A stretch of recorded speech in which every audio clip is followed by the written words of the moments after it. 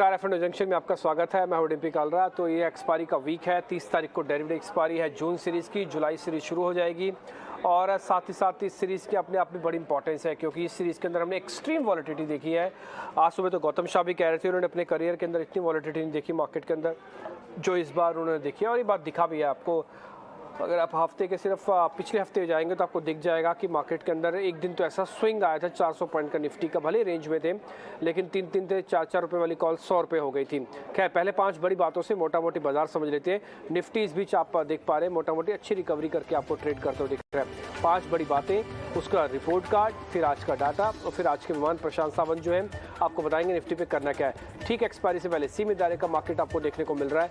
Market ने जहाँ close किया था ऑलमोस्ट वहीं पे वापस आ गया है। आज हमने गैप डाउन किया था। गैप डाउन की स्थिति काफ़ी हद तक फिल इन हो चुकी है, भर चुकी है और उम्मीद तो करते हैं कि सेकंड हाफ बाजार का थोड़ा तेज रह सकता है। 15,900 15,950 एक रेजिस्टेंस एरिया भी होगा। देखते हैं बाजार का 100-100 पॉइंट का जो रेंज है इसको भी और कवर करता है कि नहीं। फिलहाल 15,700 की क्लोजिंग अहम है। इसके ऊपर अगर क्लोज मिल जाती है तो जो कल की ओपनिंग थी, कल की क्लोजिंग थी और आज का जो गैप डाउन है, ये काफ़ी हद तक जो भी डैमेज हुआ है इसके अंदर वो सब कुछ प्रोटेक्टेड माना जाएगा। निफ्टी बैंक में अब तक 44% का रोल ओवर, निफ्टी पे 42% का रोल ओवर इंडिकेट कर रहा है कि रोल ओवर अभी स्पीड से बढ़ा नहीं है और कल तक हो सकता है आपको 55% का रोल ओवर आ जाए। और अभी तक पॉजिटिव रोल ओवर थोड़ा ज़्यादा देखने को मिल रहा है, चाहे वो स्टॉक्स का है चाहे वो इंडेक्स का है। रुपये ने फिर से एक नया रिकॉर्ड बना दिया। आज करीब 12-13 पैसे कमज़ोर खुला था रुपया और ये नए निचले स्तरों पर पहुंच गया। आईटी और फार्मास्यूटिकल्स दो ऐसे सेक्टर्स हैं जो इसके सीधे सीधे तौर पर बड़े बेनिफिशियरी होते हैं। हालांकि एक्सपोर्ट करने वाली जितनी भी चावल की हैं, चाय की हैं, कॉफ़ी की हैं, रबर की हैं, सब के सब कंपनीज एक बेनिफिशियरी उठाती हैं करेंसी का, लेकिन उनकी कई बार कॉस्टिंग का प्रेशर भी आता है अलग तरीके से। बट हाँ, एक्सपोर्ट का बेनिफिट तो आएगा।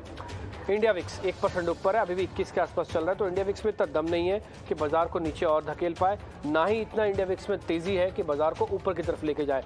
फिलहाल एक रेंज का इंडिया विक्स फंस के रह गया जो कि 20 से 22 की रेंज है। ये कल भी हम आपको बता रहे थे। खैर, पहले हम रिपोर्ट कार्ड से शुरुआत करते हैं। कल शिवांगी शारदा हमारे साथ थी, उनका रिपोर्ट कार्ड आपके सामने लेके आते हैं। फिर आज के मेहमान हमारे साथ जुड़ चुके हैं प्रशांत सावंत, उनसे करेंगे बातचीत और फिर हम निफ्टी वगैरह का डाटा भी आपके स्क्रीन पे लेके आएंगे। पहले रिपोर्ट कार्ड।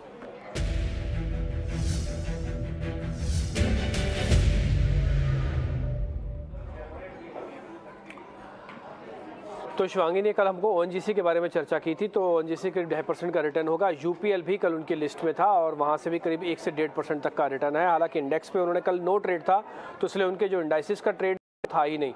जो अलग अलग स्टॉक्स उन्होंने दिए थे उसमें से 1-2 स्टॉक्स अभी भी हैं जो रेंज में है, ना तो उनका टारगेट लगा ना ही उनका स्टॉप लॉस।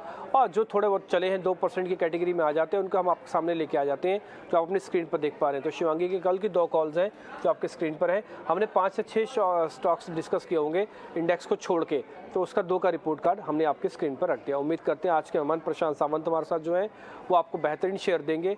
हमने कुछ शेयर उनके लिए निकाले हैं, कुछ शेयर वो अपनी तरफ से भी ढूंढ के लेके आए हैं। तो ये शो अपने आप में बहुत इंपॉर्टेंट है। अगले आधे घंटे बिल्कुल इस शो के साथ बने रहिए और उम्मीद करते हैं कि इसी शो से आपको काफ़ी अच्छा रिटर्न और इन्फॉर्मेशन ऑन एफ&ओ शेयर्स वो आपको मिलती होगी। आगे बढ़ते हैं। प्रशांत जी, बहुत बहुत शुक्रिया, थैंक यू वेरी मच आज समय देने के लिए। पहले एक बार जरा निफ्टी बैंक निफ्टी का डाटा आपकी स्क्रीन पर रख देते हैं और उसके बाद फिर हमको जरा बताइएगा कि क्या करना है। हमको 2 हिस्सों में आज बताइएगा। पहला, एक्सपायरी तक क्या करें और फिर एक्सपायरी के बाद भी अगर पोजीशन लेके जानी है या नहीं लेके जानी उसके बारे में भी जरा इंडिकेट कीजिएगा। चेंज इन ओपन ट्रस्ट 3% का है। ट्रेंड अभी सपाट है। सपाट इसलिए ट्रेंड हम ना ही बाजार के अंदर तेजी आई है ना ही बाजार के अंदर गिरावट है। कल 15,800 के ऊपर थे, आज 15,800 के ऊपर अभी ट्रेड कर रहे हैं। 3% का ओपन ट्रस्ट एक्सपायरी के लिहाज से तो कम है, लेकिन इतना भी कम नहीं है। ये अगर 5, 5.5, 6% का ओवाई हो जाता ना तो फिर आपको आज कुछ मूवमेंट दिखती। अभी देखते हैं 2-2.5% अभी तो है समय बाजार में, 3-3.5 घंटे का भी समय और है। आप अब जरा लेवल्स के हिसाब से जरा देखिएगा। अच्छा, रिस्क इंडिकेटर भी आपकी स्क्रीन पर आ गया होगा, वीवैम्प, उसको भी नोटिस करके चलेगा। 10 दिन का लेवल जो है वो 15,500 है, जो 10 दिन की एवरेज है। 20 दिन की एवरेज है 984। तो 10 दिन की और 20 दिन की एवरेज के बीच में बाजार अभी है। 500 जाएगा नहीं, 950 आएगा नहीं, कुछ वैसा ही चल रहा है। आज का रेजिस्टेंस स्टॉप लॉस जो आप देख पा रहे हैं ये उसी रेंज का है।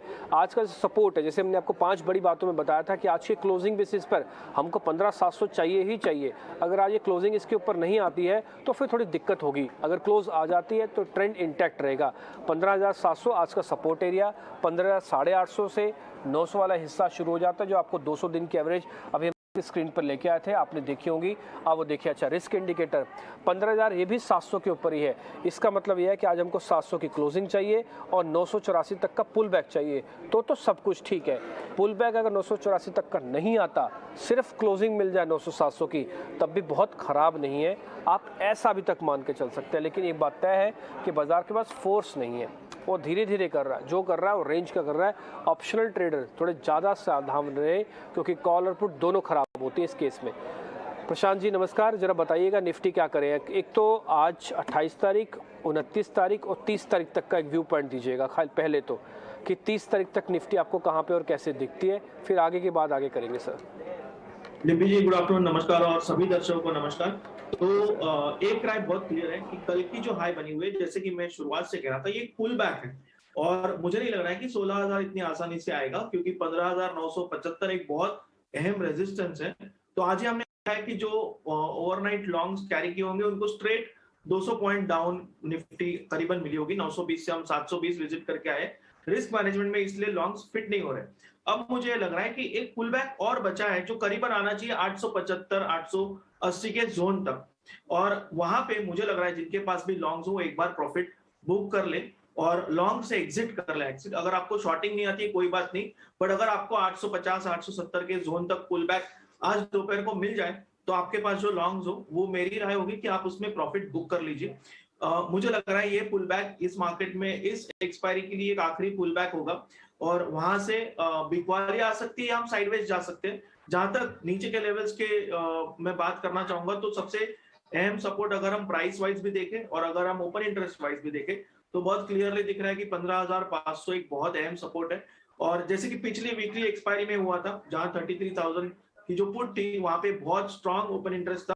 तो जैसे ही दोपहर में वो टूट गई, वहां से स्ट्रेट 300 पॉइंट डाउन हुआ था बैंक निफ्टी, जहां से फिर पुल बैक आया।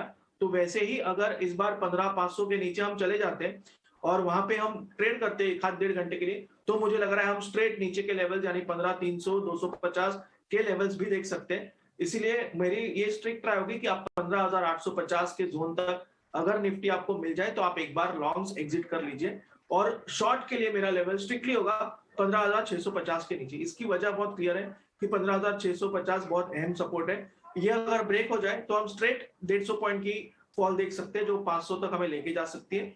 और इसी के साथ मैं जब बैंक निफ्टी देख रहा हूं, तो मुझे सबसे पहले जो बात दिखाई दे रही है, बैंक निफ्टी, अगर आप निफ्टी की बात करें, काफी सारे सेक्टर्स होते हैं, बट बैंक निफ्टी की बात करें तो 7 से 8 बैंक मिला के पूरा इंडेक्स बन जाता है।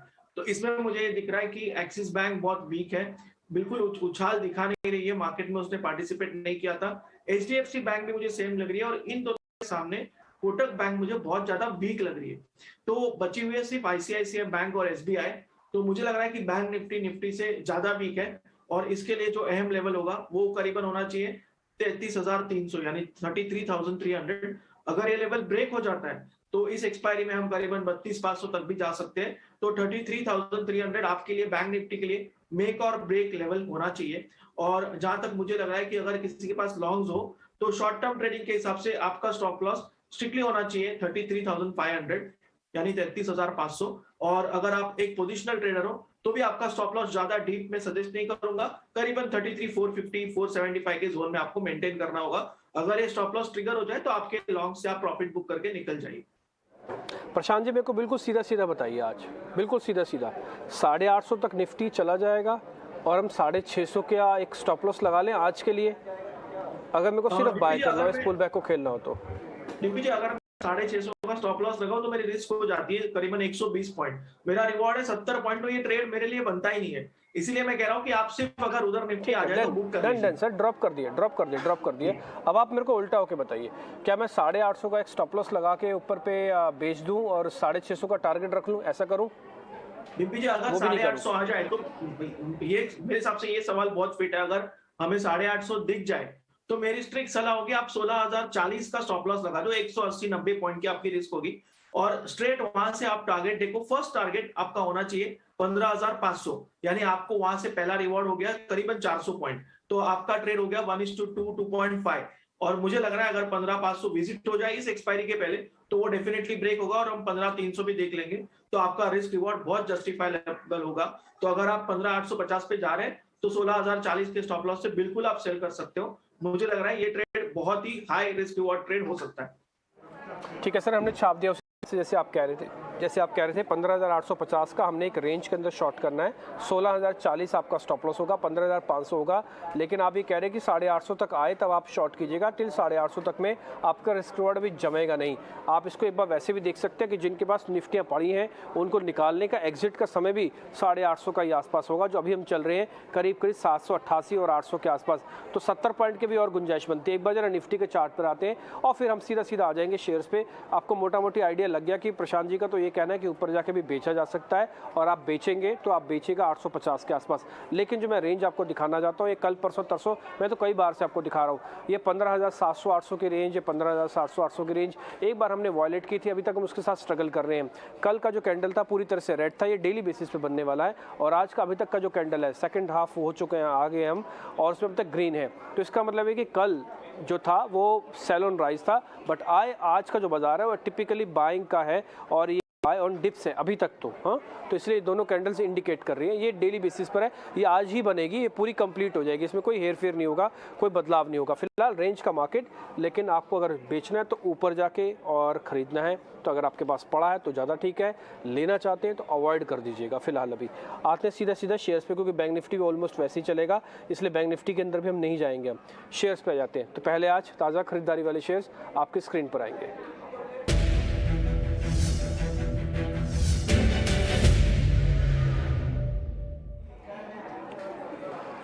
आज के हम शेयर्स आपको बताएं जो आपके स्क्रीन पर दिख रहे हैं, लेकिन इससे पहले हम आपको ये बता दें कल और परसों डेरिवेटिव एक्सपायरी हम करने जा रहे हैं, जिसमें रोल ओवर के डाटा से लेके ऑप्शंस के ट्रेड से लेके अगले सीरीज़ के सारी चीज़ें हम लेके आएंगे।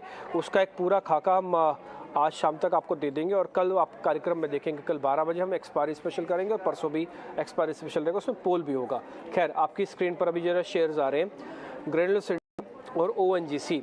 सर, इन दोनों शेयर्स पे क्या करें? देखो, ONGC ना क्रूड के हिसाब से चलता है, इसका हमें तो और कुछ जल्दी समझ में आता है। जो प्राइमा फेसी असर होता है क्रूड होता है, थोड़ा सा क्रूड ऊपर आया 115 के ऊपर पहुंचा, फिर से चल गया या 3.5%। और सर ग्रैनुलर इंडिया 2 दिन से चल रहा है, हम तो 2 दिन से नोटिस करा रहे हैं। काफ़ी सारे लोग बोलते हैं थका हुआ शेयर है, लेकिन हम तो कहीं दिखा नहीं, हमें तो 2 दिन से डाटा इतना इंटरेस्टिंग दिख रहा था, हमने तो इसको बैक टू बैक बताया। सर, आपका व्यू पॉइंट जरा। दोनों ही शेयर पे बात करूंगा। सबसे पहले ONGC पे बात करूंगा। एक वक्त के लिए छोड़ देते हैं कि ये क्रूड के पे चलता है या क्रूड के बिना चलता है, मैं चार्ट स्पेसिफिक टेक्निकल पे राय दूंगा।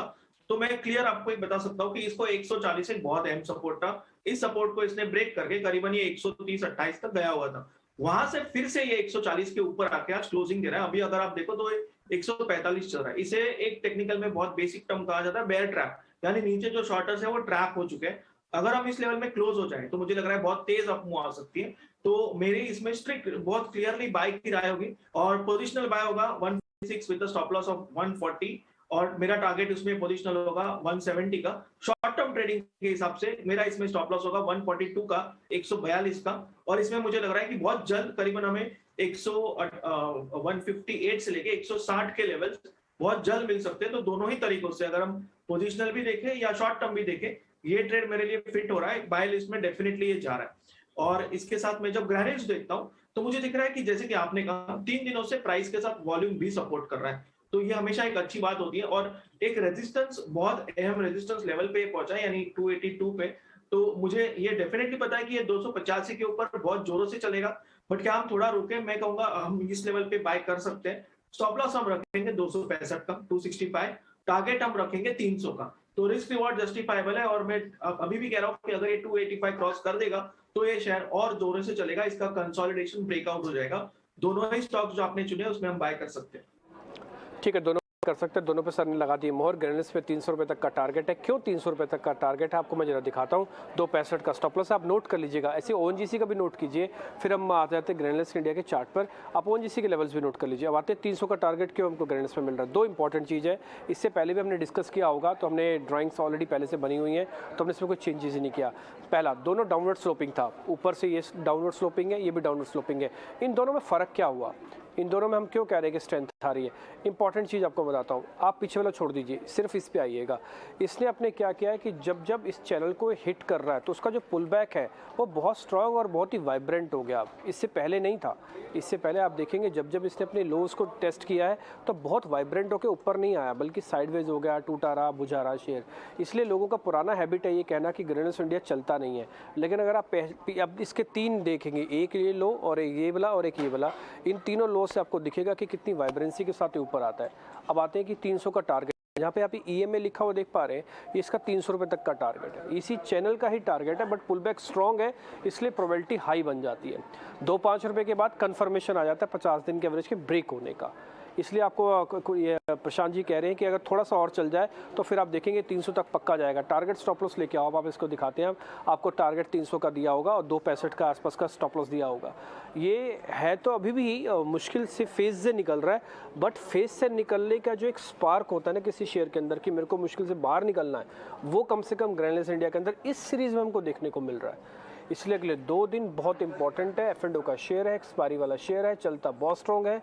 असले बाजार ऊपर है नीचे इसको फ़र्क नहीं पड़ रहा। 300 रुपये तक का टारगेट है, 2.65 का स्टॉप लॉस है। सर आगे आते हैं, जरा शॉर्ट कवरिंग के शेयर्स आपकी स्क्रीन पर आएंगे। जरा दिखाइए आज के शॉर्ट कवरिंग वाले शेयर्स आपकी स्क्रीन पर जो होंगे।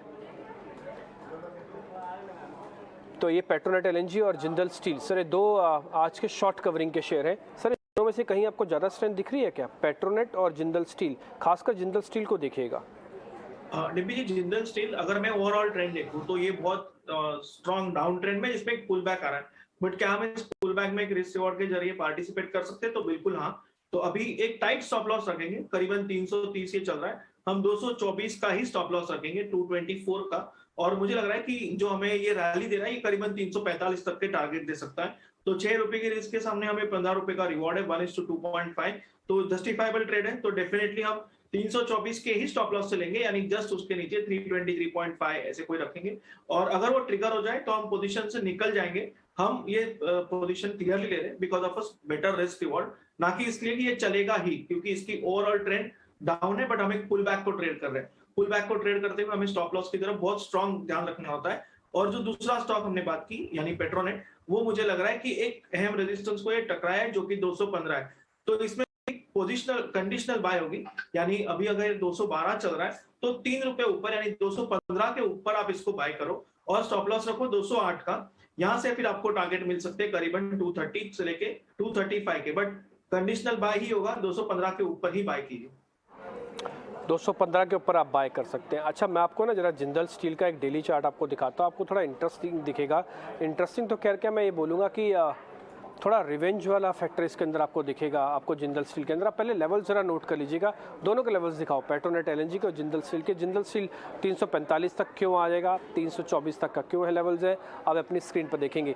ये एक हमने लाइन ड्रॉ किया है। एक्चुअली पहले क्या इसको हमने आधा आधा ड्रॉ किया था, आधा मतलब हमने सिर्फ यहाँ तक ही ड्रॉ कर रखा था पहले का, और उसका हम थोड़ा और इसको पीछे लेके गए। तो हमने जाके पीछे भी चेक किया कि जहाँ जहाँ के रेजिस्टेंस बनता था वहाँ पे इसने बाद में अपने आप को सपोर्ट में कन्वर्ट किया। देख रहे हैं कितनी बड़ी एक रेंज है इसकी, जहाँ पे स्टॉप लॉस और टारगेट आपको चल रहा है। एक मिनट इसको थोड़ा और करेक्ट करता हूँ ताकि आपको मैं और थोड़ा ज़्यादा बेहतर तरीके से बता पाऊँ। तो इसके अंदर कितनी बड़ी रेंज है आप यहाँ पे देख पा रहे होंगे। तो ये सारी की सारी रेंज बहुत काम की है। अब आते हैं क्यों शेयर चल सकता है यहाँ से। इसका जो ये पुल बैक है ना, ये बहुत स्ट्रॉन्ग है। इसमें 2 मूलभूत परिवर्तन हुए। पहला, आप यहाँ पे एक वॉल्यूम की बड़ी सी कैंडल देख पा रहे होंगे, ये एक ब्लॉक डील का हिस्सा हो सकता है, चेंज ऑफ हैंड्स का हिस्सा हो सकता है। उसके बाद आप सीधा सीधा वॉल्यूम हरे निशान में आ रहे हैं। जितनी स्पीड से इस वॉल्यूम ने इसको घेरा ना, उसी स्पीड से वापस भी ऊपर आने की टेंडेंसी रखता है। क्या ये शेयर बहुत अच्छा है या फिर एक स्ट्रॉन्ग पुल बैक का शेयर है?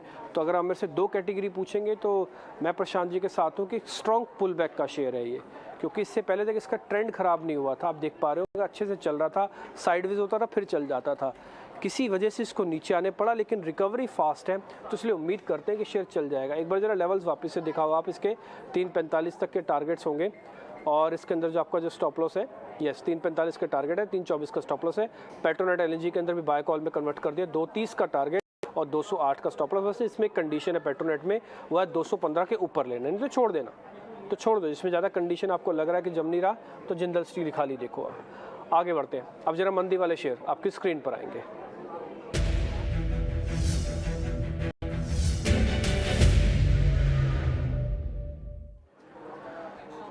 तो जो मंदी वाले दो शेयर हैं हमारी कैटेगरी में, उसमें सर एक तो IEX है, एक तो अच्छा टूट रहा है और इसके मार्जिन्स को लेके कुछ क्वेश्चंस हैं। दूसरा आज एक बड़ी डील लगी है, डील के बाद से तेज़ क्रैक इसके अंदर आया, 5% नीचे है। और दूसरा है गोदरेज कंज्यूमर प्रोडक्ट, पिछले 3-4 दिन से शेयर चल रहा था लेकिन फाइनली इसने भी सरेंडर करना शुरू कर दिया, वो भी एक्सपायरी से ठीक पहले। हमें उम्मीद था कि शायद कंज्यूमर वाले शेयर स्पीड से कवर करेंगे, लेकिन इसने थोड़ा सरेंडर किया है। सर आपकी राय इन दोनों शेयर्स पे? जब भी दोनों पे बात करूंगा तो IEX अगर मैं देखूं, काफी लोग इसमें काफी देर से बॉटम फिशिंग कर रहे हैं। जैसे कि आप और मैं हमेशा एक बात करते हैं कि ट्रेंड के साथ रहो, तो इसकी एक स्ट्रॉन्ग डाउन ट्रेंड आपको दिख रही है, जहां सीरीज ऑफ लोअर बॉटम्स और लोअर टॉप्स बनते आ रहे हैं। तो ये हर बार हर रैली में बिक वाली शेयर है। अगर आप अभी देखो, ये ऑलमोस्ट अपनी 52 वीक लो पे आया हुआ है, तो जिन्होंने भी इसे खरीदा होगा वो कंटिन्यूअस लॉसेस में जा रहे हैं। अब मुझे लग रहा है कि इसके लिए मेक और ब्रेक लेवल जो होगा वो 164 यानी 164 होगा। अभी ये करीबन 166 के रेंज पे चल रहा है, तो इसको 164 के नीचे बेचेंगे, यानी शॉर्ट बिलो 164, स्टॉप लॉस रखेंगे 170 का, 170 का। और मुझे लग रहा है वहां से हमें स्ट्रेट टारगेट मिल जाएगा कम से कम 145 एज अवर फर्स्ट टारगेट। और 145 के नीचे मुझे लग रहा है ये स्टॉक और वीक हो जाएगा। बट अगर मैं 145 150 भी पकड़ूं तो भी रिस्क रिवॉर्ड बहुत अच्छे से फिट हो रहा है, तो हम इसको डेफिनेटली 164 के नीचे बेच सकते हैं। और उसके सामने मैं जब गोदरेज कंज्यूमर प्रोडक्ट चेक कर रहा हूँ तो मुझे दिख रहा है कि ये रेजिस्टेंस पे जाके फिर से कंसोलिडेशन जोन में आया है और एक सपोर्ट पे, तो इसमें मैं थोड़ा अभी शॉर्टिंग करने से वेट करूंगा, क्योंकि ये और थोड़ा निचले लेवल्स पे इसे गैप सपोर्ट पे दिख रहा है मुझे डेली चार्ट में, तो मैं सपोर्ट पे शॉर्ट नहीं करना चाहूंगा, मैं वेट करूंगा। तो इन दोनों में डेफिनेटली मैं IEX को चुनना चाहूंगा। ओके ठीक है, तो गोदरेज CP आपके लिए छोड़ रहे हैं फिलहाल अभी आप, लेकिन IEX के बारे में बोल रहे हैं। मैं एक बार जरा जल्दी से उसके बारे में आपको दिखा देता हूँ।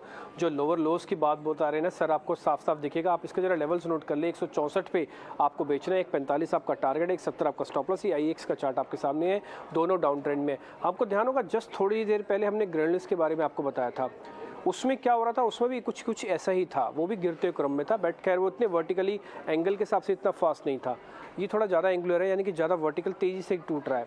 एक पॉइंट। दूसरा पॉइंट, इसमें कोई अटैम्प्ट ही नहीं है। आप इसको अच्छा मैं बताऊँ ना बताऊँ आपको, प्रशांत जी बताएं ना बताएं, लेकिन इस चीज़ को देखने के बाद कोई भी आदमी कह सकता है कि शेयर अटैम्प्ट भी ले रहा है ऊपर आने की, ये अटैम्प्ट ही नहीं ले रहा ऊपर आने की। तो आप इसमें कैसे कह सकते हैं कि हाँ ये शेयर ऊपर आ जाएगा, कोई चमत्कार हो जाएगा, अलग बात। दूसरा, वॉल्यूम श्रिंक हो गया इसके अंदर। वॉल्यूम चाहिए पैटर्न को बदलने के लिए, वो अवेलेबल ही नहीं है। आप कोई चीज़ कर रहे हैं और आपको उसके उल्टी दिशा में जाना है तो आपको ज़्यादा पावर चाहिए होती है, जो कि वॉल्यूम से आती है, वो है ही नहीं इसके अंदर। तो वॉल्यूम श्रिंक, इसलिए शेयर थोड़ा टूटने की और प्रोबेबिलिटी है। कहाँ तक जा सकता है? कम से कम अपने पुराने बेस तक जा सकता है, जो करीब 164 से तोड़ेंगे तो 20 रुपये और नीचे आ जाएगा। एक बार टारगेट स्टॉप लॉस IEX का दिखा दीजिए और उसके बाद फिर हम आगे बढ़ते हैं। और आज के पहले प्रशांत जी के कॉल्स देख लेते हैं, फिर समय बचेगा तो कुछ तेज़ी वाले शेयर्स हमारे पास और भी पड़े हुए हैं। ठीक है, गोदरेज CP हमने ड्रॉप कर दिया, IEX के टारगेट स्टॉप लॉस आपकी स्क्रीन पर डाल दिए, 145 का टारगेट, 170 का स्टॉप लॉस। प्रशांत जी अपने सौदे पहले आप बता दीजिए। जी, एक स्टॉक जो बहुत ज्यादा वीकनेस दिखा रहा है इस ओवरऑल ट्रेंड में, वो है टाइटन। तो इसको मैं ऑप्शंस के जरिए और एक एक्सपायरी है तो छोटी रिस्क के जरिए पार्टिसिपेट करना चाहूंगा। तो इसकी जो जून की 2000 स्ट्राइक प्राइस की पुट ऑप्शन है, यानी मेरी व्यू बेयरिश है, इसको हम खरीद सकते हैं। स्टॉप लॉस हमारा होगा करीबन 415 के नीचे, यानी 14 पे आप स्टॉप लॉस रख सकते हो। करीबन ये 40 की रेंज में चल रहा है, 25 रुपए आपका रिस्क होगा। और यहाँ से रिवॉर्ड मुझे लग रहा है कि हम मिनिमम 100 और मैक्सिमम 125 तक भी हम यहाँ से टारगेट देख सकते हैं। करीबन ये दुगने से तिगुना रिटर्न देख सकता है, 2 to 3 टाइम्स। तो ये मेरी फर्स्ट पिक होगी, टाइटन वाया ऑप्शंस। और दूसरा पिक होगा एक ऐसा स्टॉक जो एंटायर ऑटोस की जो रैली आई उसमें पार्टिसिपेट नहीं कर पाया, क्योंकि वो एक ट्रेंड लाइन रेजिस्टेंस पे है, तो वो होगा आयशर। और आयशर को मैं शॉर्ट करना चाहूंगा with stop loss at 2910, 2910। Target मेरा होगा 2700 as first target, 2650 next target. और एक स्ट्रॉन्ग स्टॉक इस मार्केट में जो मुझे दिख रहा है वो हिंदुस्तान लीवर होगा, तो HUL को मैं बाय करना चाहूंगा। स्टॉप लॉस मेरा होगा 2265 के नीचे, यानी 2265। टारगेट मुझे लग रहा है कि ये 2400 तक इस रैली में जा सकता है। तो मिक्स एंड मैच स्ट्रैटेजी होगी, एक पुट ऑप्शन, एक शॉर्ट कॉल और एक buy call on HUL। Okay ठीक है, HUL का टारगेट है सीधा सीधा आपकी स्क्रीन पर दिख रहा होगा 2400 का। आप स्टॉप लॉस लगाइएगा 2265 का। जल्दी से ऑप्शंस भी दिखा दीजिए जो टाइटन वाली सर ने दी है। ऑप्शंस दिखाएं। टाइटन की पुट है एक्चुअली में, जो आपको खरीदे, पुट का मतलब मंदी है। ये 2000 वाली पुट है और इस सर इसी जून की आई है। ठीक है, जून का हमको लग गया पता, तो ये 30 तारीख वाली है, यानी परसों वाली है। 40 रुपये में आपको मिलेगी, 100 रुपये का टारगेट है, 14 रुपीज़ का आपका स्टॉप लॉस लगेगा। टाइटन उनको लगता है HUL का ट्रेड आपके स्क्रीन पर आ गया। पेट्रोनेट एलएनजी ऑलरेडी हम बात कर चुके हैं और इससे पहले सारे शेयर्स हम ऑलरेडी बात कर चुके हैं जो सर से हमारी बात हुई। तो जो आज के चुनिंदा शेयर्स हैं वो आपकी स्क्रीन पर आ गए हैं, आप इन सभी पे अपने अपने हिसाब से ट्रेड ले सकते हैं। हमने कोशिश की है कि बेहतर छठे छठा ट्रेड आपकी स्क्रीन पर लेके आए। बहुत बहुत शुक्रिया Prashant ji, thank you very much आज कार्यक्रम का हिस्सा बनने के लिए, बताने के लिए कि अलग अलग ट्रेड में समय क्या करें। नमस्कार।